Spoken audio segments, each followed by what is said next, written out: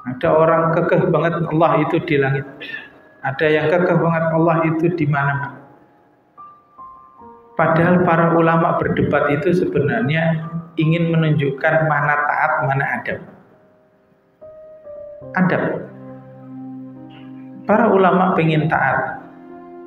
Kenapa taat? Karena Quran menyebut bahwa Allah itu istiwa ala sama. Jadi ada di beristiwa di langit, ya sudah, taat.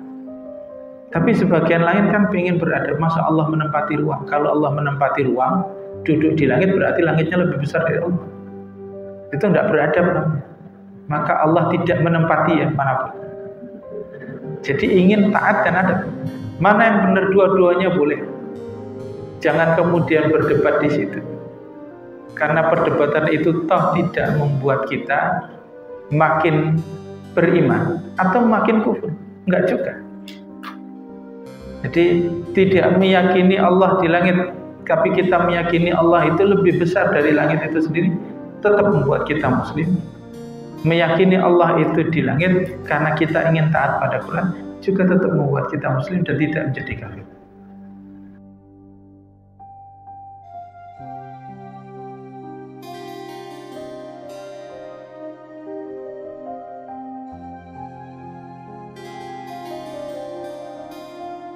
Assalamualaikum warahmatullahi wabarakatuh. Jamaah salat maghrib yang rahmat Allah subhanahu wa ta'ala, syukur kepada Allah di malam hari ini kita bisa bertemu kembali untuk dalam rangka ta'lim, untuk menambah ilmu, menambah pengetahuan, meskipun dengan berbagai keadaan. Karena kadang-kadang ada orang yang ke masjid rajin, memang dasarnya rajin ke masjid.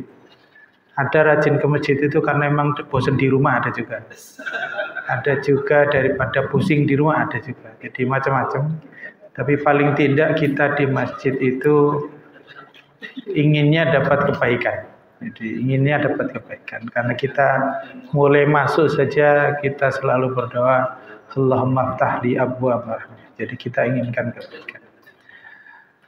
Malam ini kita lanjutkan belajar kitab Mukhtasar Minhajul Qasidin. Jadi kalau infonya itu kitab Minhajul Qasidin.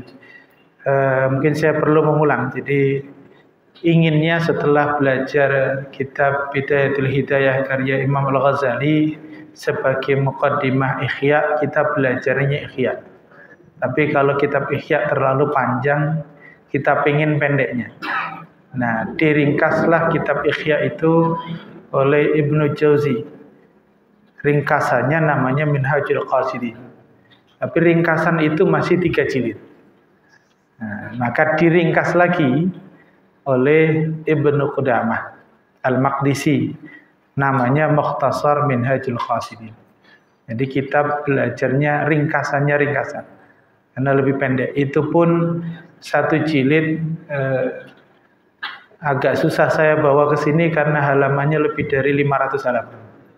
Jadi makanya agak itu ringkasan. Jadi ringkasannya ringkasan begitu. Tapi itulah karya ulama. Ulama itu nulis itu tidak sembarangan. Meletakkan sesuatu mana awal mana akhir penuh ketelitian. Jadi karya yang mungkin paling fenomenal setelah Al-Quran itu adalah kitab Imam Al-Bukhari, Sahih Al-Bukhari itu. Yang kata Imam Al-Bukhari di muqaddimahnya, beliau letakkan satu hadis di mana, di bab apa, itu harus sholat dulu. Untuk memastikan. Maka keberkahannya kita rasakan sampai hari ini. Nah, beda kalau hari ini kita nulis sesuatu itu, kadang-kadang nulis dulu baru mikir. Bukan mikir dulu. Jadi kadang-kadang posting sesuatu, setelah posting baru mikir, oh ini baik apa enggak ya. Itu bedanya kita dengan ulama. Nah, kita membaca kitab Mukhtasar Minhajul Qasidin, babnya sama dengan bab di kitab Ihya. Yang di awal dan kita belajar tentang ibadah, yang ibadah itu dimulai dengan bab tentang ilmu. Nah, beberapa tema sudah kita bahas. yang kita bahas malam ini tentang al-fasl talabul ilmi faridah, yakni tentang mencari ilmu yang wajib. Kalau ada bab tentang mencari ilmu yang wajib, ya karena memang dimulai dari hadis talabul ilmi faridatun ala kulli muslimin. Mencari ilmu itu wajib. Nah, masalahnya wajib ini wajib yang seperti apa? Yang itu yang perlu dibahas. Apakah wajib itu berarti semuanya wajib?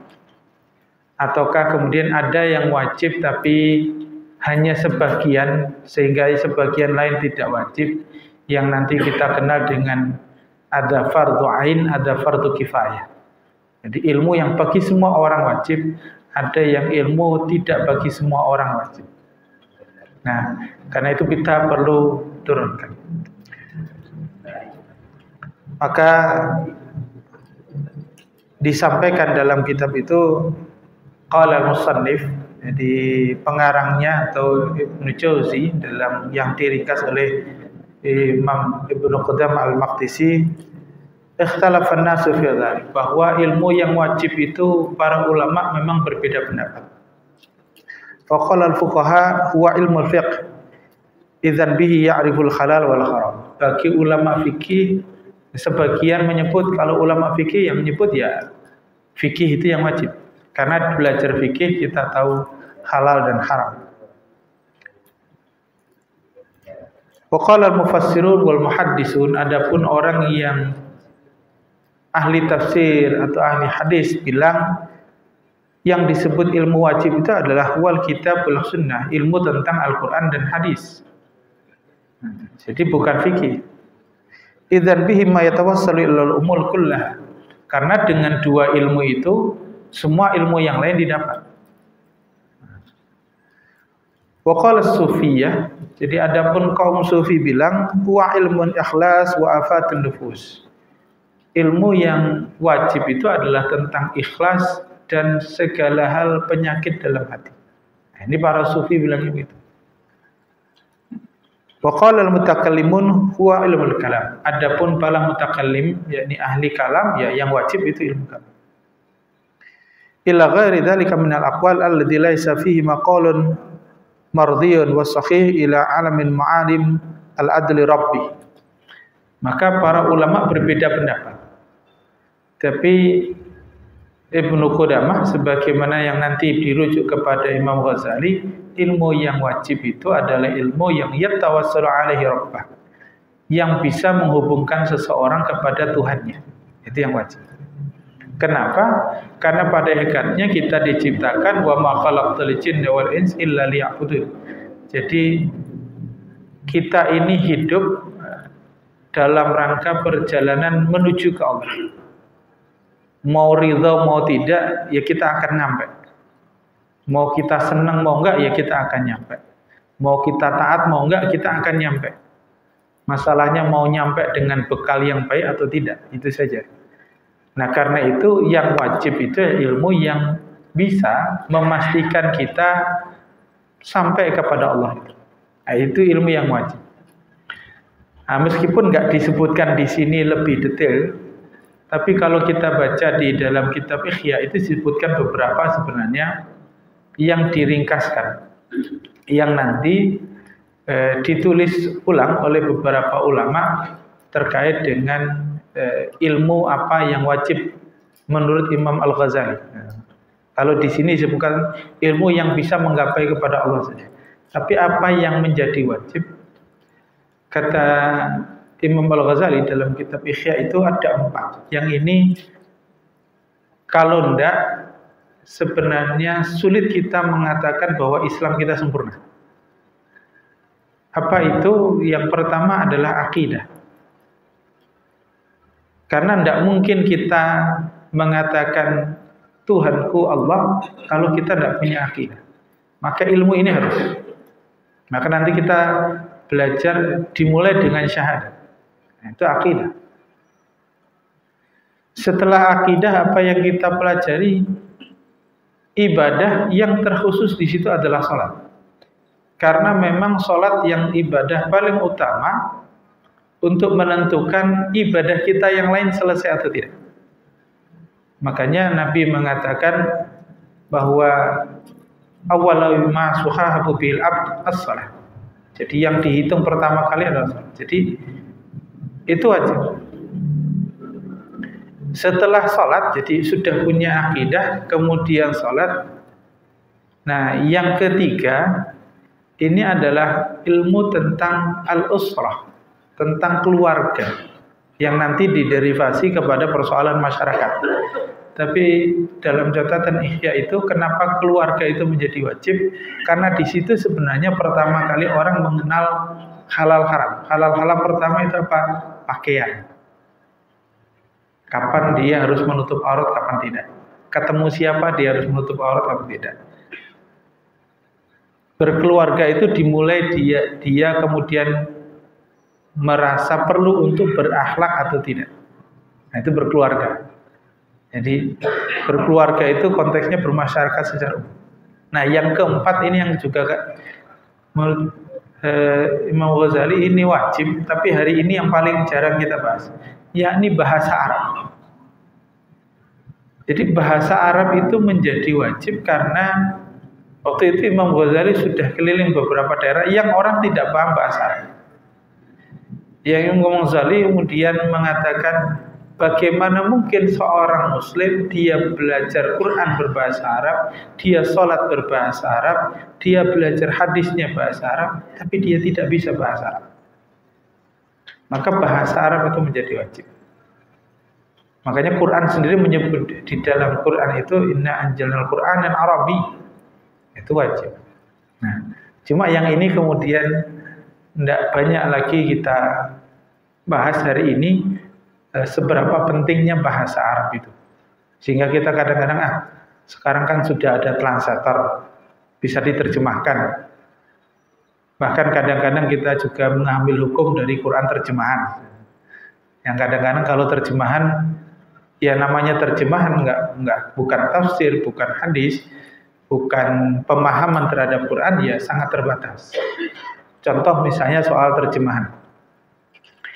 Kalau kita terjemahkan secara terlak dalam surat Al-Fajr misalnya, nah itu kadang-kadang bingung gitu. Wajah rabbuka wal malaku soffan soffa. Jadi datanglah Allah dan para malaikat dengan baris berbaris. Itu mikirnya kita Allah sama malaikat gak jalan apa gimana? Itu kalau nggak pakai tafsir itu bahaya. Atau misalnya di dalam surat An-Nisa yang seringkali diperdebatkan, bolehkah seorang suami memukul istri? Karena Qur'annya nyebutnya begitu. Wadribuhunna. Yang nanti diterjemahkan di Quran Kemenak itu, dan pukullah mereka. Padahal kalau di dalam Quran sendiri, dalam bahasa Al-Quran, kata dhoroba itu punya banyak makna. Kalau idrib bi'asakal hajar berarti memang memukul. Tapi kalau kata dharaballahu mathalan, Allah memberikan contoh bukan mukul. Atau misalnya tentang salat qasar, wa idza darabtum fil ardi fala junaha 'alaikum an taqsuru min as-salat.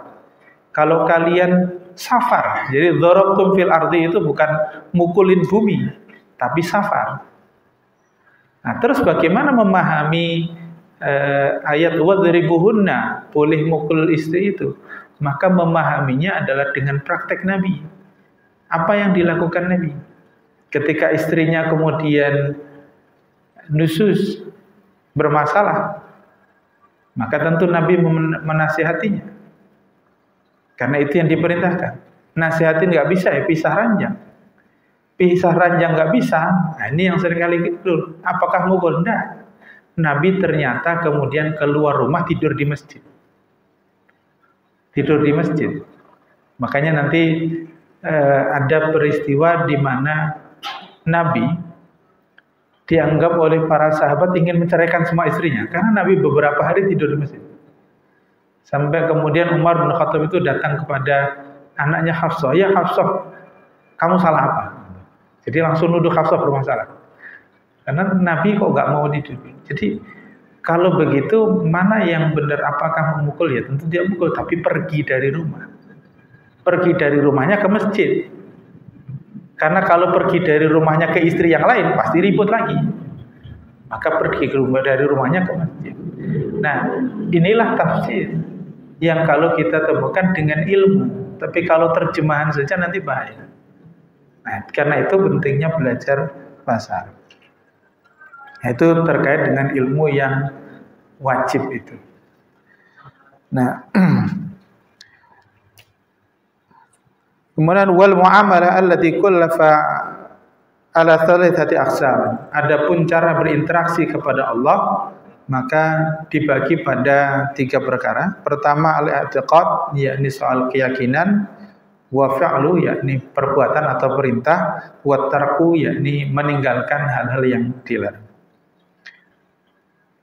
Nah, yang pertama al-fi'lu, yakni yang perintah itu, wa idza balagha as-sabi, kalau seorang anak sudah beranjak dewasa, fa awwal wajibin alaihi ta'allam kalimat syahadah.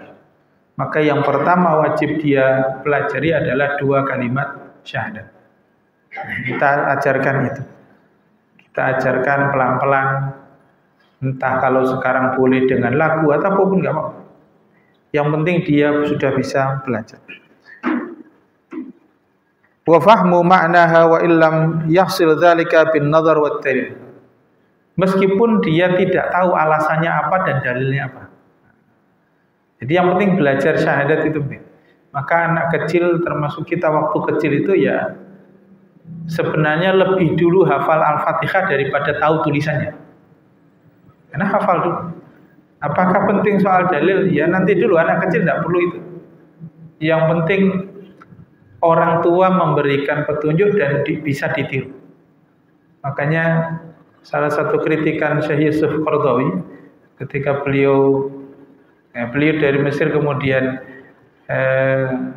diangkat jadi penasihat di Kuwait itu, kemudian balik lagi ke Mesir itu, beliau sampaikan, di kita ini terlalu lelah banyak orang bikin buku tentang toharoh, berjilid-jilid buku tentang toharoh, padahal ngajarin anak wudu itu gampang, ajak saja ke kamar mandi kita wudu selesai. Terlalu banyak perdebatan. Karena nggak perlu dalil, anak kecil nggak perlu dalil. Nanti kumurnya harus bagaimana? Ya ikuti saja. Nggak perlu nanya dalil. Lianna Nabi sallallahu alaihi wasallam iktafa min ajlalil Arab bit tasdiq min ghairi ta'lim dalil. Maka ini yang dicontohkan Nabi ketika Nabi mengajarkan orang Arab Badui. Jadi pokoknya yang penting percaya sudah, tidak perlu dalil dulu. Fadzalika fardul waqti, maka di sini adalah persoalan nanti waktu. Ketika waktunya sampai, semuanya jim'alih nazar wal istidlal. Kalaupun memang waktunya sudah beranjak dewasa, dia akan berpikir sendiri. Tapi harus dimulai dengan keyakinan itu. Pokoknya ikuti. Nah, itu anak kecil. Wa idza jaa waktu shalah, adapun ketika dia datang waktu salat, dia faham tentang waktu salat, wajib alaihi ta'limut taharah, maka dia kemudian wajib melaksanakan taharah, kemudian salat. Wa idza asha ila ramadan wajib alaihi ta'lamus shaum, wa in kana lahu malan wa hala alaihi al-haul wajib alaihi ta'lamuz zakah. Jadi kalau dia sudah bekerja punya uang, dia kemudian diajari, oh hartanya sudah banyak, sudah sampai haulnya, maka dia berzakat, diajari. Maka kadang-kadang mengajarkan zakat pada orang yang belum bekerja, anak kecil yang belum bekerja, itu sebenarnya tidak banyak gunanya. Begitu dia sudah punya, sudah bekerja, diajari ya, dia langsung praktek. Karena dia sudah pegang itu. Wa in jaa waqtul haji wajib 'alal munasik. Maka ketika dia sudah sampai mampu untuk haji, maka diajarkan manasik. Ini bagaimana belajar haji. Nah, ini yang dipraktekkan oleh para ulama ketika menyusun kitab-kitab. Misalnya kitab hadis yang paling umum dipelajari di Indonesia, yakni kitab Bulughul Maram min Adillatil Ahkam, itu karya Ibnu Hajar Al-Asqalani. Itu kitab yang Ibnu Hajar mengatakan lil mubtadi'in, untuk para pemula. Maka nanti gampang. Misalnya tentang sholat. hadis yang pertama kali dituliskan tentang sholat itu adalah at-takbir wa tahmid wa tahlil. Sudah. Nggak hafal Al-Fatihah gimana? Nggak apa-apa. Nggak baca surat gimana? Nggak apa-apa. Nggak hafal tahiyat? Nggak apa-apa. Yang penting ada tahmid, ada takbir, ada tahmid, tahlil. Selesai. Nah, itu hadis pertamanya di situ. Baru kemudian hadis berikutnya nanti soal Al-Fatihah. Habis berikutnya baru kemudian tentang ayatnya. Hadis berikutnya baru tentang bacaan sujudnya. Sehingga tidak kemudian langsung berat. Nah, kita kadang-kadang langsung belajar sholat, tiba-tiba langsung ribut. Ikhtilafnya di mana? Perbedaan ulamanya itu nanti.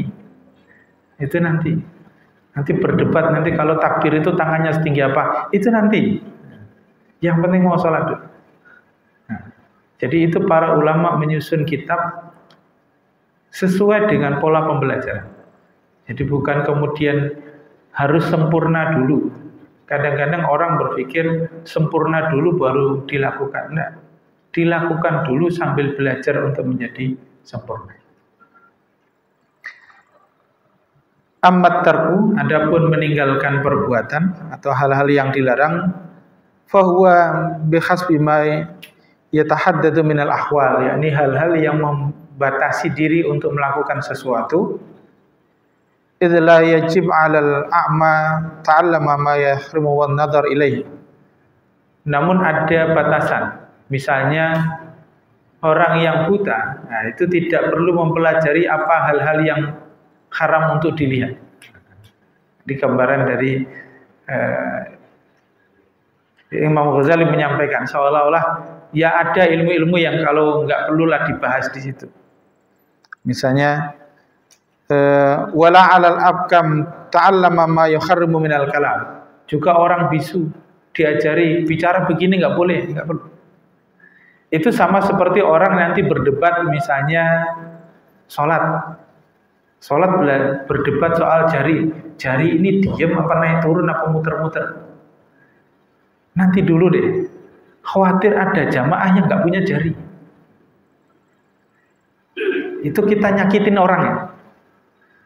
Jadi itu yang nggak punya jari kan bilang, saya nggak punya jari ini gimana? Giliran ada orang yang punya jari berdebat ini naik turun apa muter-muter. Nanti dulu. Bukan itu persoalan pentingnya. Jadi ada hal yang memang kita lihat, memang masyarakat tidak butuh itu ya sudah. Jadi, seperti orang buta yang tidak perlu diajari, yang begini haram dilihat, yang mereka memang nggak bisa lihat.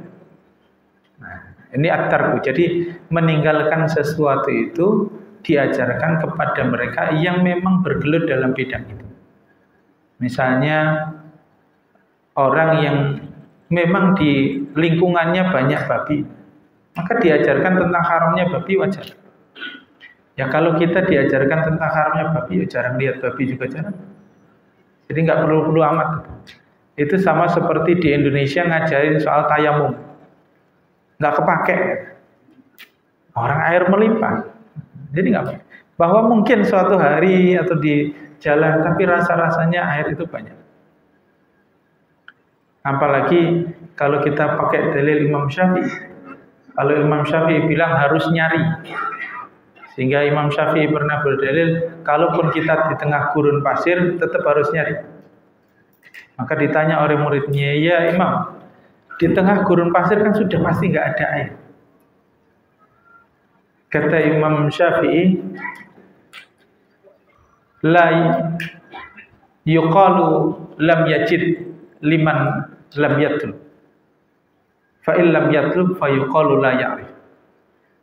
Jadi Quran kan bilang fa illam tajidu ma'an fatayammam. Kalau enggak ketemu air baru tayammum. Maka tidak dikatakan tidak ketemu kalau tidak nyari. Kalau enggak nyari itu namanya enggak tahu, bukan enggak nemu. Jadi harus tetap nyari.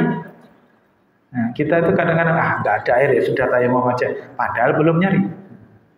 Ya kalau nyari saya kira umumnya ada sekitar kita. Nah ilmu di situ. Jadi lingkungan kita apa? Misalnya nanti kita sebentar lagi tentang proses kurban misalnya. Maka perlu diajarkan, karena memang diajarkan itu. Korban itu seperti apa, menyembelihnya bagaimana, yang dipotong harusnya mana, hewannya seperti apa. Bahkan kalau sekarang itu sudah banyak beberapa penelitian, misalnya kalau ditanya mana yang lebih bagus nyembelih dengan pisau seperti orang muslim atau sistemnya stunning. Dulu di MUI sempat ramai sistem stunning itu dijatuhin besi di kepalanya dengan ada beberapa aliran listrik sehingga dia pingsan. Jadi sapi itu pingsan kemudian disembelih. Pertanyaannya mana yang lebih hewani? Nyembelih sistem stunning, dipingsanin dulu baru disembelih, atau langsung disembelih dalam keadaan sadar? Maka diteliti, salah satu penelitinya Paul Hort dari Jerman meneliti itu. Dia non muslim, tapi dia, kenapa orang berdebat itu diteliti pakai alat EEG dan EKG. Jadi electric cardiograph sama kardiograf itu tentang jantung, kemudian di EEG tentang sarafnya, neuronnya. Dan ternyata unik. Kalau yang dia disembelih dengan sistem stunning, pingsan dulu baru disembelih, maka sapi itu kalau disembelih dalam keadaan pingsan, dia merasakan sakit yang sangat di otaknya, tapi nggak kaget. Nggak kaget, maka jantungnya tidak berdegup kencang. Jadi karena nggak terlalu kaget, dia kan nggak sadar. Tapi sakitnya luar biasa. Kalau sistem sembelih seperti kita yang normal yang nggak pakai pingsan, maka sapi itu kaget. Kaget berdetak dan jantungnya sangat kencang, kemudian rasa sakitnya hanya sebentar. Maka disimpulkan mana yang lebih bagus. Yang lebih bagus langsung dalam keadaan sadar. Karena kalau sapi itu kaget, jantungnya berdetak kencang, itu artinya memompa darah maksimal sehingga darahnya keluar. Kalau darahnya keluar, maka daging yang kita makan itu adalah daging yang paling baik karena tidak bercampur darah. Itu hasil penelitiannya. Jadi itu diajarkan sehingga orang makin yakin. Jadi nggak perlu lagi, karena ada orang ini kan enak kalau dipingsanin sapinya nggak berontak. Cek dulu apa yang dimaksud oleh syariat. Nah itu pentingnya kita belajar. Amal i'tiqad, adapun soal keyakinan atau apa hal yang diyakini, fayajib ilmuha bihasbil khawatir. Adapun yang wajib dalam persoalan akidah adalah kita belajar tentang hal-hal yang keluar dari hati, bisikan-bisikan hati. Ini kadang-kadang memang belajarnya panjang persoalan kaidah fikih, persoalan syak dan dhon. Kapan kita ragu, kapan kita yakin. Karena ini butuh latihan.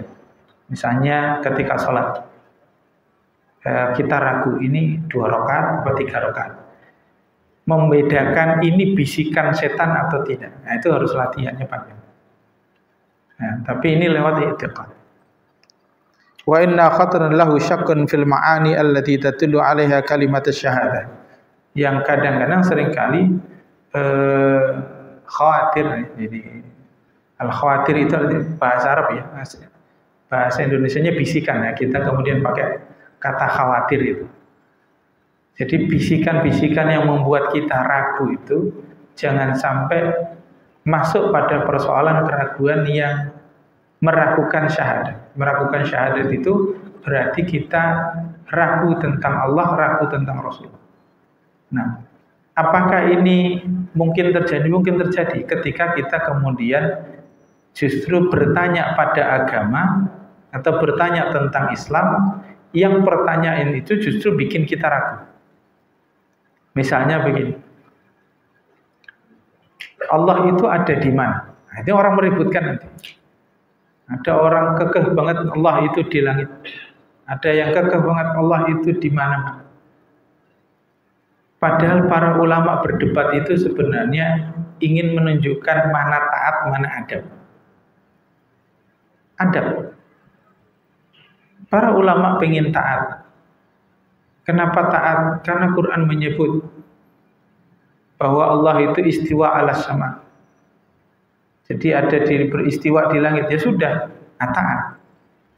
Tapi sebagian lain kan pengen beradab, masa Allah menempati ruang. Kalau Allah menempati ruang, duduk di langit berarti langitnya lebih besar dari Allah. Itu tidak beradab namanya. Maka Allah tidak menempati ya manapun. Jadi ingin taat dan adab. Mana yang benar, dua-duanya boleh. Jangan kemudian berdebat di situ. Karena perdebatan itu toh tidak membuat kita makin beriman atau makin kufur. Enggak juga. Jadi tidak meyakini Allah di langit, tapi kita meyakini Allah itu lebih besar dari langit itu sendiri, tetap membuat kita muslim. Meyakini Allah itu di langit karena kita ingin taat pada Quran juga tetap membuat kita muslim dan tidak menjadi kafir. Jadi tetap di situ. Nah, ada banyak orang yang berdebat. Nah, itu keyakinan. Pertanyaan yang kadang-kadang membuat kita bingung sendiri. Atau misalnya tentang Rasulullah. Di Indonesia ini berkali-kali ramai tentang masih ada nggak sih keturunan Nabi? Habib-habib itu benar apa enggak sih? Hadis sudah jelas menyampaikan bahwa Imam Mahdi itu nanti adalah keturunan Nabi. Sudah selesai, satu hadis sudah selesai. Hadis tentang Imam Mahdi itu para ulama menyebut itu bagian dari hadis mutawatir karena semua ulama sepakat itu. Tidak ada umat Islam yang tidak meyakini hadirnya hari kiamat dan hadirnya Imam Mahdi itu. Dalilnya ya hadis itu. Nah, siapa Imam Mahdi itu? Kata Nabi, dia keturunan. Berarti masih ada. Persoalannya siapa orangnya? Nah, di sini. Ini tugas kita yang bukan keturunan Nabi. Urusan kita hanya belajar saja. Bukan soal mengakui si fulan iya atau tidak. Karena itu justru kita bikin ribut nanti. Karena sebenarnya banyak keturunan Nabi yang tidak mau disebutkan. Saya pernah diminta menulis salah satu biografi orang yang dia sebenarnya punya nasab sampai Nabi. Di rumahnya ada bukunya, dikubur di kuburan yang khusus. Tapi ketika saya tanya keluarganya, tolong jangan diterbitkan. Kenapa? Karena almarhum itu difoto saja tidak mau, apalagi dikenal.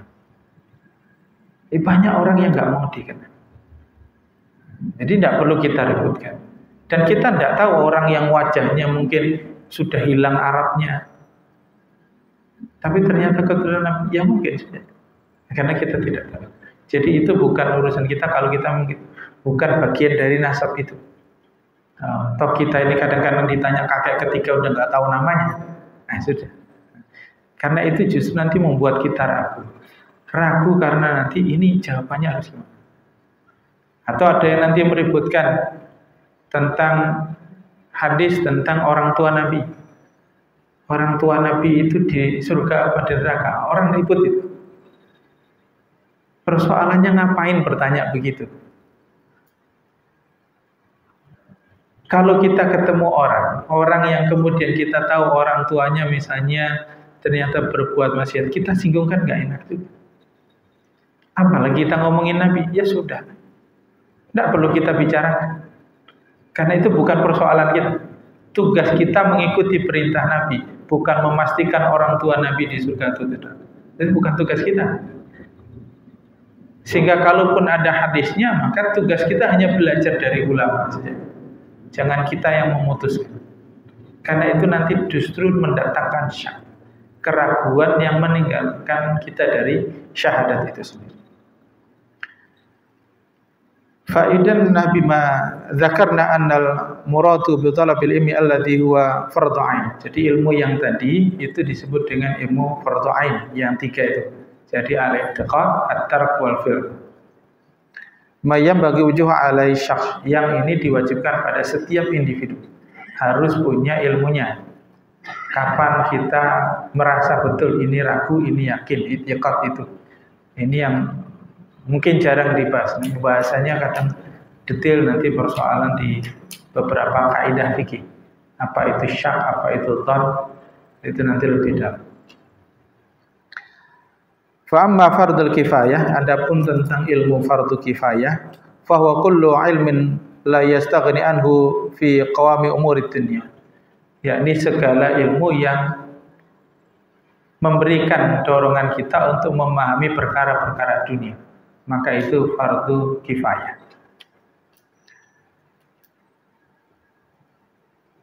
Katibbi idh huwa daruri fi hajatin tuqa'il abdan ala syahsin. Seperti contohnya ilmu kedokteran, maka itu hanya dibutuhkan mereka yang sakit. Jadi bagi masyarakat yang sakit maka butuh ada dokter. Tapi nggak semua orang harus jadi dokter. Spesialisasi itu penting, tapi jangan sampai semua orang jadi spesialis. Nah, ini bahaya. Sebenarnya kalau kita mau real dalam dunia kerja, mana yang lebih bagus? Spesialis atau generalis? Orang yang dia keahliannya sangat spesial satu bidang, atau dia paham banyak hal? Sebenarnya yang lebih manfaat itu paham banyak hal. Karena dia yang nanti memanage orang-orang yang spesialis. Jadi sekeren apapun dokter spesialis, yang ngatur dia itu adalah direktur rumah sakit. Yang direktur rumah sakit belum tentu dokter spesialis. Jadi artinya yang paling penting itu orang-orang generalis. Jadi orang yang punya bank itu belum tentu memahami tentang persoalan perbankan. Tapi dia paham betul bagaimana orang-orang ditempatkan. Oh, yang ahli keuangannya di sini, yang manajemennya di sini, HRD-nya di sini. Itu generalis. Nah, kita hari ini pendidikan kita di Indonesia itu diarahkan menjadi spesialis. Misalnya kalau yang dosen itu, kalau bisa S1, S2, S3 itu jurusannya sama. Apakah itu bagus-bagus menjadi spesialis, tapi pada akhirnya kita hanya menjadi dalam tanda petik itu menjadi budak industri saja. Ya fokusnya di situ-situ saja, akhirnya nggak ngerti apa-apa. Padahal dulu para ulama itu dikenal sebagai polimet. Polimet itu ulama yang keilmuannya tidak hanya satu bidang. Ibnu Sina itu dia ahli dokter, tapi dia juga paham fikih, dia juga nulis tentang musik, dia nulis tentang syair. Itu para ulama. Jadi ilmunya nggak cuma satu bidang. Jadi ilmunya banyak sekali.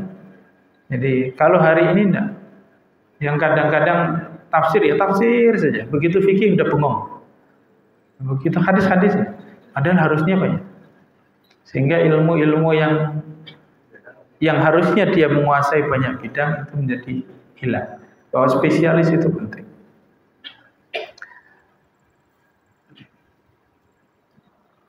Kemudian juga wal hisab fa inna dharuri fi qismatil mawarith wal wasawa juga seperti ilmu hitung itu hanya diperlukan beberapa kasus, misalnya waris, wasiat.